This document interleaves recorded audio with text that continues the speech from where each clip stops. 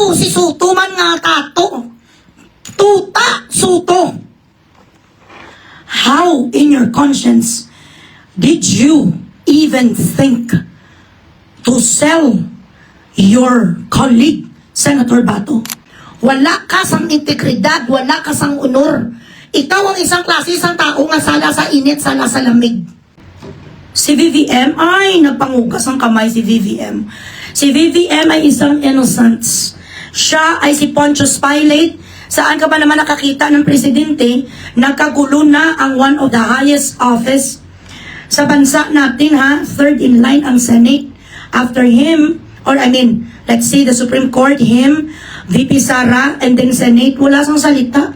Ano nga klase kabilat sing Iloy nga Chief Executive? Tapos wala ka sang no Commander-in-Chief ka pagkatapos. Wala ka sang komento. Nagkakagulo ang mga tao mo dahil sogo mo! Bilat sing Iloy, shout out dyan! Sa 5 mga senador, ang dapat sa inyo, you should renown your being a Filipino. Saan ka naman di nakakakita, bilat sing Iloy, pasurin di rin sanggag. Nga punggod doon, babalo, baday NPA nga si Risa, antivirus. Ang kanyang colleague, na si Senator Bato, may krimen sa nasa Pilipinas. So, bilat sing Iloy ng alipungoy nga pustiso, babalo. Galips to lips ka mga duwa ni Liama, si Kikion, nga puno sang tartar bilat sing Iloy. Ikaw ang pinakaalipungoy nga anti-Christ, Risa antivirus. Siya, si Bam Aquino, alam mo ikaw Bam, sayang ka, matalino ka sana, pero nuknukan ka man ng bilat sing Iloy mo kasipsip. Hindi ka pa kontento kung ilang taon na namatay sang kanyo? Pagkatapos, ginterrorize sa mga Marcoses, ang tito mo nga si Aquino, sino na, tito-in-law mo. Pagkatapos, si tita mo, Kore Aquino nga nagkanseron, plus ang tito mo nga si Noynoy, na mga hindi naman masyadong magandang ginawa noon sa Pilipinas. Ikaw lang sa inyong angkanang hindi kita magpresidente. Say goodbye to your careers already. Ini ikaw si Soto man nga kato. Tuta Soto. How in your conscience did you even think to sell your colleague, Senator Bato? Ikaw si Judas Iscariot sa inyong grupo. Ikaw ang may halik ni Judas. Tapos ngayon madinay ka? Nga hindi mo alam mauliin si Bato? Ano ang pinagchismisan nyo ni NBI matibag? Kung kailan kayo magpa-circumcise? Kabutigon si mo bilat sing Iloy. Alam mo, early morning, hindi niya pala alam. Alam niya nga may arrest. Hindi niya alam na pupunta pala si Senator Bato, kabutigon si mo, sir. You knew very well, or maybe you did not see it coming, but still, kahit pa na hindi mo alam nga huhulihin, hindi mo alam pupunta si Senator Bato, dapat hindi mo pinapasok.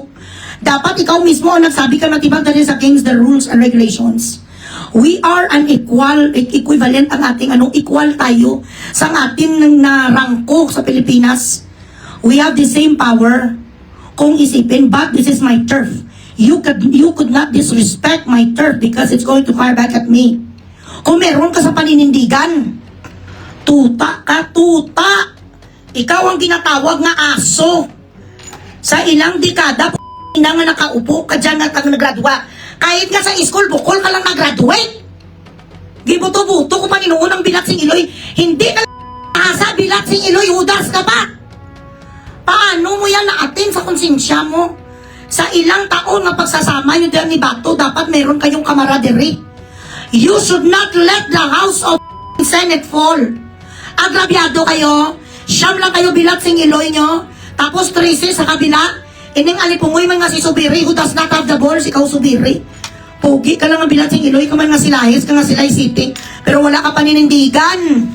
Yan ang mga tawag sa mga tao nga mga balingbing. Dapat hindi na ni si Subiri ginabuto ulit kasi you cannot rely on him. I would have respected you better if you at least chose a side. Dapat may side ka nga pinili, at least malaman kung nga may paninindigan ka. But for a senator like you who abstained, it means that you are somebody that we could not rely on to. The only thing that you show when you abstain from certain voting is that wala ka sang integridad, wala ka sang honor.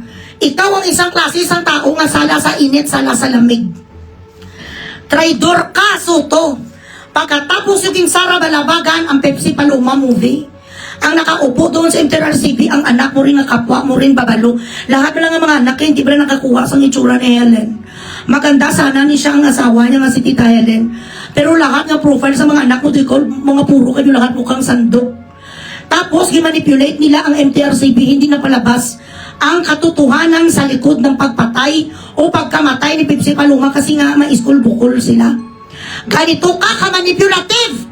Now, merong nga kahaka nga gusto ipadismiss ang mga ihudi, ang mga bilat singiloy nga 255 nga mga mukhang pugita doon sa House of Representatives, i-dismiss ang mga na naman kuno ang impeachment kasi alam nila tagilid sila hindi nila mabili.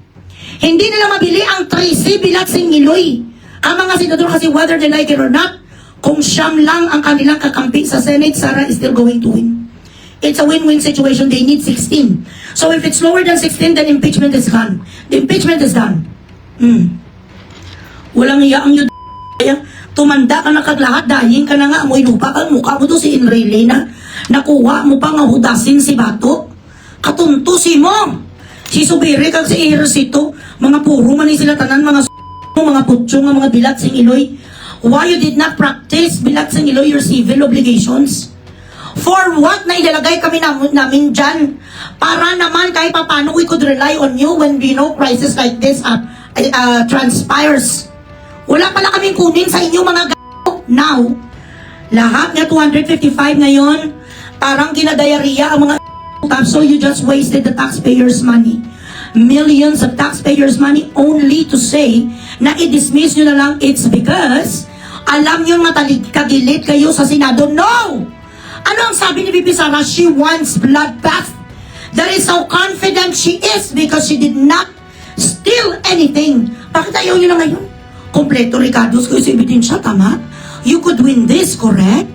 Nag-celebrate ang mga iyo. Inagawan sila ng spotlight ng Senate. What is so funny that happened yesterday was that grabe hindi man lang sila nag-enjoy. Hindi nag-enjoy ang mga animal kingdom na isavor ang kanilang winnings kuno dahil sa mala probinsyanong chururot sa Senado. Tinalbugan kayo ni Senator Bato. Hindi pa rin kayo magwawagi sa mga DDS.